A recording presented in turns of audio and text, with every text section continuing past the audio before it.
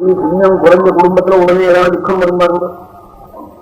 அப்படி புண்ணியம் வரும்போதே இருக்கிறவங்க ஒன்றும் தெரியாது. நமக்கு இந்த கஷ்டம் வருமானு இருக்கின்றவன் புண்ணியம் குறைந்து முன்னாடி போய் புண்ணியத்தால ஊழியம் இருக்கும் என்று அதை கொண்டு என்ன நினைச்சுக்கணும். இப்ப நாம ஒன்றும் பண்ணாம இருக்கிற ஊழி போனவங்க நல்லா இல்லையா, என்ன குறைச்சல் பிறகு பார்க்கிறோம் கஷ்டப்படான்னு தெரியாது. அதனால அப்படி புண்ணியத்தை சாந்தம் இருந்தாலே சுகமா இருக்கிற போது வருத்தப்படுகிறார். என்னன்னா புண்ணியம் செலவில்லையேன்னு வருத்தப்படுகிறார். துக்கம் வந்தவும் சந்தோஷப்படுகிறார். ஞான வாசித்தத்துல ஏன் பாபம் செலவில்லைன்னு சந்தோஷப்படுகிறார். ஆகினால இப்ப இது சொன்னதனுடைய தாற்பயம் என்னன்னு கேட்டால் ராமன் வசித்தர நல்ல வசதியா இருக்கிற போது நிறைய புண்ணியத்தை நேர பண்ண ஆரம்பிச்சாங்க. அவங்க ஒரே நன்னா இல்லையான வழக்கு அப்ப சந்தோஷம் பண்ணாம அணைய போகுது. அது போட்டுதான் எண்ணெய் திருப்பி எல்லாம் மறுபடியும் போட்டு திருப்பி அது இன்னும் நன்னா எழுதியா போகணும். அவன் நல்லா எழுதியத என்ன நன்னா இல்லாம எழுதியான்னு சொன்னாங்க. இதுக்கெல்லாம் ஒரு சுதேச சோதனைங்கிற போது புற்றுன்னு அணைஞ்சிவிடும். அதனால எண்ணெயை விடணும். அப்போ நல்ல திரும்பி போடணும். அது மாதிரி சுகம் நல்ல வசதியா இருக்கிற போது புண்ணியத்தை நிறையா சேர்த்துக்கணும். அது புரியவில்லை ரொம்ப பேருக்கு.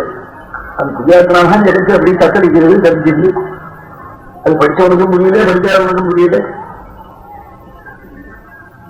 அது வருமா புத்தகம் படிக்கிறதுனால வருவதில்லை. ரொம்ப சிரமம் பண்ணணும். ரொம்ப நம்ம தேசத்துல பின்னித்திருக்கிறவங்களை சொல்லி சொல்லி அந்தங்க அதனால கேட்டு நாஸ்திகம் தான் கூட அப்படி தர்மம் பண்ண ஆரம்பிச்சு கொண்டு அப்படின்னு புரியும். கத்திரிக்கை பண்ண போறது பரவ தீபம் எத்தனை பேர் தானம் தீபத்தை பூஜை பண்ண போறேன். கத்திரிக்கா மாசம் முழுக்க தீபதானம் பண்ணணும். இந்த 30 நாளும் என்ன பரலோகத்துல அதிசயம் ஏற்படாதுன்னா கவன கண்ணை மறைச்சு நரகத்துல கொண்டு போய் அடிப்பணும். அப்படி இல்லாம சமப்படுத்தணும். கண் தெரியாத மாட்டை ராத்திரியில புத்துவணும். சில மாட்டுக்கு ராத்திரியில கண் தெரியாது, சோறுக்க போகாது. நல்லா தாரா வச்சுக்கணும், சுத்தணும். இந்த வசதியா உள்ளவா தீவிரமான வண்டி புத்தி வளர்த்து வச்சு அப்படின்னா வாங்கி தானம் பண்ணணும். நாளை தினம் துவாதசி, பிருந்தாவன துவாதசி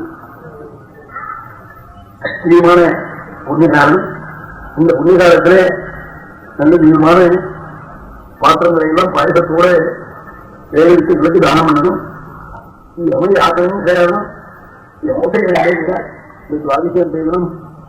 எல்லாம் பண்ணினார். அது வேற பணக்காரன் ஆத்துல குடிக்கிறதுக்கு தமிழர் வச்சுக்கலையா, அவனோட சக்தி உள்ளவன் ஏதாவது முடியுதோ அப்படி பண்ணணும். அப்படி தானம் பண்ணணும்.